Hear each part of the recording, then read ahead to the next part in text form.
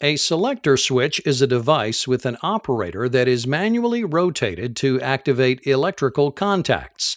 They are normally used to select either 2 or 3 different circuit conditions. Contact position on a selector switch can easily be illustrated using truth tables. This truth table illustrates the manual or automatic contact positions of 2 contact selector switch. Each contact on the line diagram is marked A or B.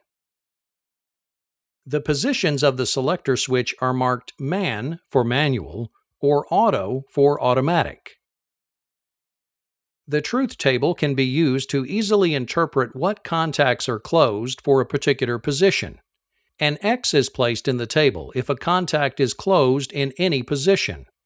An O is used to depict that a contact is open. Thus, if the selector switch is in the MAN position, A is X or closed, and B is 0 or open. When the switch position is set to Auto, A is 0 or open, and B is X or closed. In this illustration of a 3-position selector switch, a third row is added to the truth table. So we now have a manual position, an off position, and an automatic position.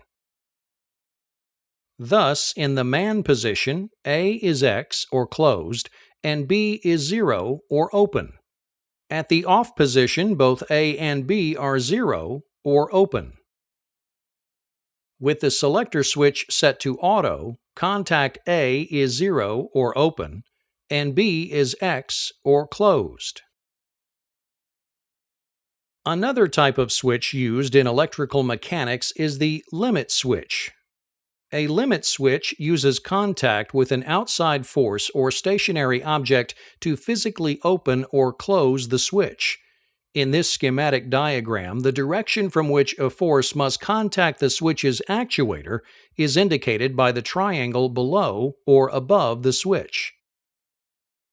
A normally open limit switch will remain open until the actuator is acted upon by an outside force or object, thus holding it closed.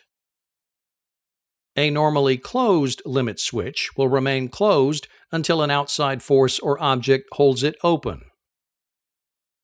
A good example of limit switch application is a garage door circuit.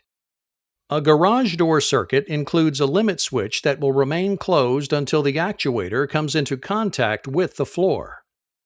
When the garage door motor is activated, it will continue to close the door until the lower edge of the door hits the floor.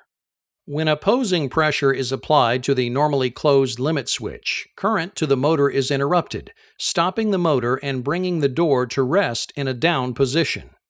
In this way, the limit switch defines the limit of movement of an object.